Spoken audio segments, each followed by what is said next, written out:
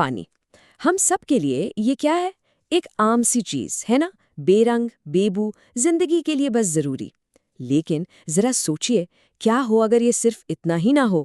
کیا ہو اگر اس عام سے دکھنے والے مائع میں ایک پوری پوشیدہ زندگی، ایک شعور موجود ہو؟ چلے آج پانی کی سطح کے نیچے اترتے ہیں اور ان رازوں سے پردہ اٹھاتے ہیں جو شاید ہماری سوچ کو ہمیشہ کے لیے بدل دیں۔ یہ ایک جملہ اس پورے تجزیے کی بنیاد ہے۔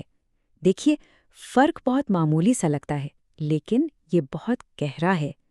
یہ کہنا کہ پانی میں زندگی ہے ایک بات ہے، لیکن یہ کہنا کہ پانی خود زندگی ہے، اس کا مطلب یہ ہے کہ پانی صرف ایک کنٹینر نہیں ہے جس میں زندگی ہے، بلکہ پانی تو خود زندگی کا جوہر ہے، اس کا ایسنس ہے۔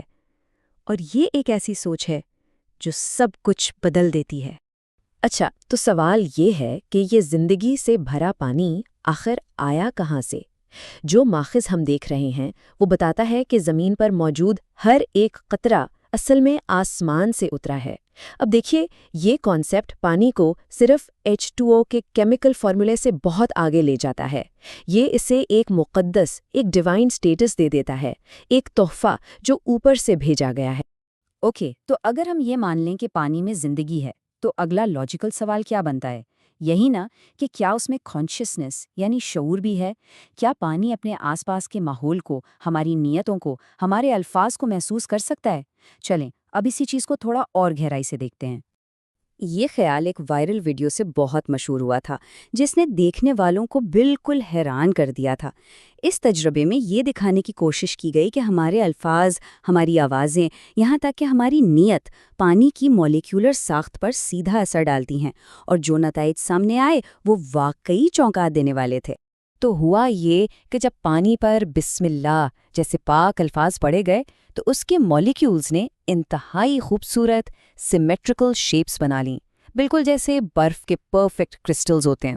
لیکن دوسری طرف جب اسی پانی کو نیگیٹو ڈارک میوزک سنایا گیا تو اس کی ساخت بالکل بگڑ گئی، ایک کیوٹک بے ڈھنگی سی شکل بن گئی۔ تو اس سب کا مطلب کیا ہوا؟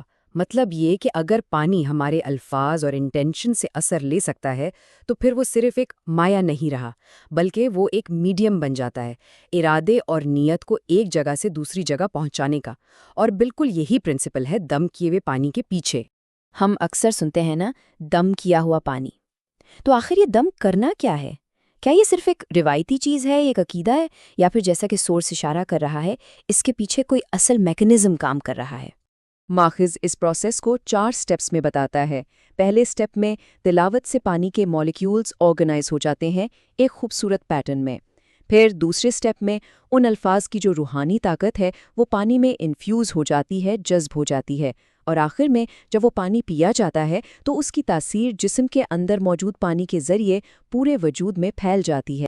70% ہمارے جسم کا تقریباً 70% حصہ پانی ہے۔ اب ذرا اس بات پر غور کریں۔ اس کا مطلب یہ ہوا کہ جب دم کیے ہوئے پانی کا ایک گھونٹ بھی جسم میں جاتا ہے تو وہ اندر موجود پانی کے پورے سمندر سے جا ملتا ہے اور اس کی پوری پراپرٹیز کو آہستہ آہستہ بدل سکتا ہے۔ اس پرنسپل کو سمجھنے کے لیے سب سے بہترین مثال ہے آب زمزم کی۔ عام طور پر یہ مانا جاتا ہے کہ زمزم کا صرف ایک قطرہ عام پانی کے پورے گلاس کی خصوصیات کو بدل سکتا ہے۔ تو ماخوذ کے مطابق دم کیا ہوا پانی بھی بالکل اسی طرح کام کرتا ہے۔ وہ ہمارے جسم کے 70% پانی کے ساتھ مل کر اس پر اپنا پازیٹیو اثر چھوڑتا ہے۔ لیکن یہاں ایک بہت اہم نکتہ ہے، سکہ ہمیشہ ایک ہی طرف نہیں گرتا۔ اس ٹیبل میں دیکھیں، دونوں صورتوں میں میڈیم ایک ہی ہے، پانی، لیکن فرق ہے نیت کا، انٹینشن کا۔ ایک طرف شفا اور زندگی دینے کی پازیٹیو نیت ہے تو دوسری طرف نقصان پہنچانے کی نیگیٹو نیت۔ تو اصل طاقت پانی میں نہیں بلکہ اس ارادے میں ہے جو پانی کے ذریعے ٹرانسفر کیا جا رہا ہے۔ ٹھیک ہے، تو ہم نے یہ تو سمجھ لیا کہ یہ پروسیس کام کیسے کرتا ہے، لیکن اس کی اہمیت کیا ہے؟ اس کے پیچھے گہرا مطلب کیا ہے؟ اگر پانی واقعی زندگی ہے تو پھر کسی کو ایک گلاس پانی پلانے کا عمل کتنا بڑا ہو سکتا ہے؟ اور یہی اصل بات ہے، کسی پیاسے کو پانی پلانا اتنی بڑی نیکی کیوں ہے؟ ماخذ کے مطابق اس لیے کہ اس عمل میں صرف پانی نہیں دیا جا رہا بلکہ لائف دی جا رہی ہے۔ اصل میں کسی کے وجود میں زندگی کا جوہر ڈالا جا رہا ہے۔ لیکن یہاں ایک اور سوال اٹھتا ہے، کیا ساری نیکیاں برابر ہوتی ہیں؟ ماخذ یہاں میگنیٹیوڈ یا وزن کا کانسیپٹ متعارف کراتا ہے۔ وہ کہتا ہے کہ نیکیوں کو گنا نہیں جاتا، انہیں تولا جاتا ہے۔ یعنی اہمیت اس بات کی نہیں کہ کتنی نیکیاں کی، اہمیت اس بات کی ہے کہ ان نیکیوں کا وزن، ان کا امپیکٹ کتنا تھا۔